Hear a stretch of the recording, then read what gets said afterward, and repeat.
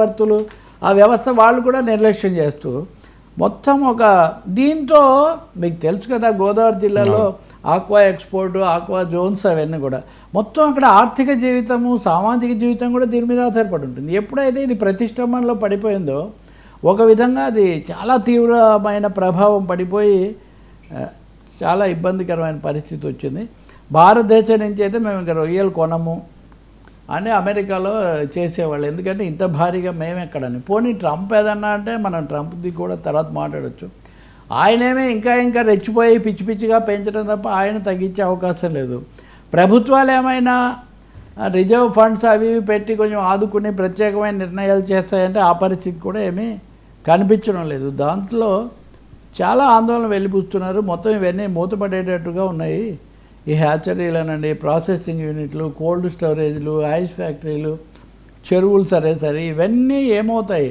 ఒక తీవ్ర సంక్షోభ పరిస్థితి, ఒక ఆక్వా బేస్డ్ ఎకానమీ అన్నది చాలా సంక్షోభంలోకి పడిపోతుంది. ఏమైనా ప్రత్యేక చర్యలు తీసుకుని చంద్రబాబు నాయుడు కూడా ఈ మధ్య 1-2 సార్లు విషయం పరిశీలించండి మాట్లాడని చెప్పిన మాట నిజమే, కానీ ఒకటేమో నిధులు కావాలి, రెండవది ఇన్స్టిట్యూషనల్ సపోర్ట్ కావాలి, మూడవది ఆల్టర్నేట్ రూట్స్ వాళ్ళకి చాయిస్ అదే ఆప్షన్ కూడా కలిగించాలి.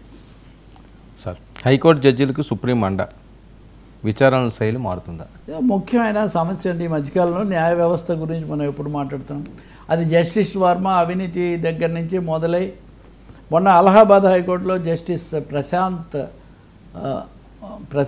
ఆయన న్యాయమూర్తి, ఆయన సివిల్ కేసును క్రిమినల్ కేసుగా మార్చడం అనుమతించటం, దాని మీద సుప్రీంకోర్టు జస్టిస్ పర్దివాలా ధర్మాసనం ఆగ్రహం వ్యక్తం చేసి ఆయనకు ఆ బెంచ్ వేయకండి, క్రిమినల్ కేసులు ఇవ్వకండి అని అలహాబాద్ హైకోర్టు ప్రధాన న్యాయమూర్తికి పంపించింది. దాని మీద ఆగ్రహం వచ్చాక సుప్రీంకోర్టు ప్రధాన న్యాయమూర్తి అయిన సిజేఐ గవాయ్ జోక్యం చేసుకున్నాక వాళ్ళు ఆ ఒక్క అంశాన్ని మినహాయించారు. ఆ ఒక్క అంశాన్ని మాత్రమే మినహాయించారు. మిగిలినవన్నీ ఆయన చేసినవి పొరపాటే అని చెప్పారు. కానీ గమనించాల్సింది ఏమంటే అయినప్పటికీ కూడా అలహాబాద్ హైకోర్టు ప్రధాన న్యాయమూర్తి మటుకు సుప్రీంకోర్టు అభిప్రాయాన్ని గౌరవించారు. ఆ జడ్జిని జస్టిస్ ప్రశాంత్ను సివిల్ కేసులకే పరిమితం చేస్తాము, క్రిమినల్ కేసులు వద్దని ఆయన నిర్ణయం చేశారు. అయితే మీ నిర్ణయం మీరు చేయాలి, కానీ నేను శాసించడం ఏంటన్నది ఇక్కడ సుప్రీంకోర్టు రాజ్యాంగ రీత్యా పాటించాలి కదా. అంతకుముందు కూడా తెలంగాణ హైకోర్టు న్యాయమూర్తి జస్టిస్ మౌసమయ్య అంశానికి సంబంధించి కూడా సుప్రీంకోర్టు అసంతృప్తి వ్యక్తం చేసింది. నిన్న ఆ కేసు కూడా విచారించారు.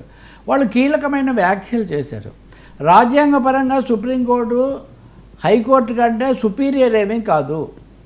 న్యాయ వ్యవస్థలో హైయెస్ట్ సుప్రీం అని తప్ప హైకోర్టుల మీద ఏదో శాసించడం కాదు. అలాగే హైకోర్టులు కూడా ట్రయల్ కోర్టుల మీద, దిగువ కోర్టుల మీద ఏదో పెత్తనం చేయడానికి అవకాశం లేదు. ఈ మాట అంతా ఎందుకు వచ్చిందంటే కొంతమంది సీనియర్ అడ్వకేట్లు సుప్రీంకోర్టుకు వచ్చేసి మా హైకోర్టు న్యాయమూర్తుల మీద ఇష్టానుసారం మాట్లాడేస్తున్నారు, లేదా ఆరోపణలు గుప్పించేస్తున్నారు.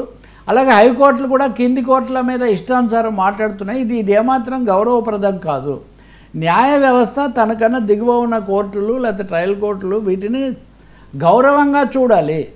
ఏదైనా చట్టాన్ని ఇంటర్ప్రిట్ చేయడంలో, రాజ్యాంగ వ్యాఖ్యానంలో కానీ చర్యల్లో పొరపాట్లు ఉంటే చెప్పాలి తప్ప ఇష్టానుసారం మాట్లాడితే మటుకు కుదరదు. మేము ఎట్టి పరిస్థితి మీరు ఒకటి గుర్తు చేసుకోండి, జస్టిస్ వర్మ మీద ఆరోపణలు విచారిస్తున్నప్పుడే ఆ న్యాయమూర్తి వర్మ అంటుంటే సే మిస్టర్ జస్టిస్ వర్మ అని చెప్పండి మీరు, స్టిల్ హీజ్ జస్టిస్, ఆయన ఈజ్ నాట్ ఎట్ రిమూవ్డర్ అని చెప్పి ప్రధాన న్యాయమూర్తి ఆ రోజు జోక్యం చేసుకొని హెచ్చరించారు.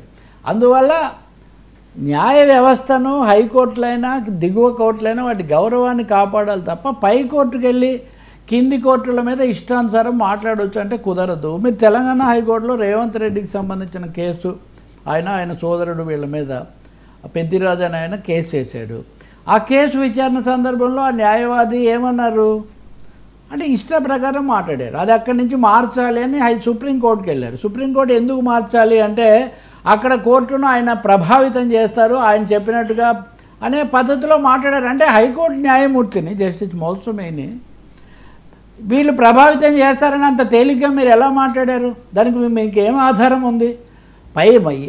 ఉన్నత న్యాయస్థానం అంటారు హైకోర్టును, సుప్రీంకోర్టును అత్యున్నత న్యాయస్థానం. అది ఒక్కటే తేడా తప్ప అది కూడా ఉన్నత న్యాయస్థానమే. కాబట్టి మేము హైకోర్టుల గౌరవాన్ని పూర్తిగా కాపాడుతాము. ఇలాంటి ఇష్టానుసారం మాట్లాడినా మీరు కామెంట్స్ చేసినా మేము ఒప్పుకోమని అక్షింతలు వేశారు. కేసుల్లో ఇప్పుడు అదే జస్టిస్ వర్మ విషయంలో గట్టిగా మాట్లాడారు, కొట్టేశారు.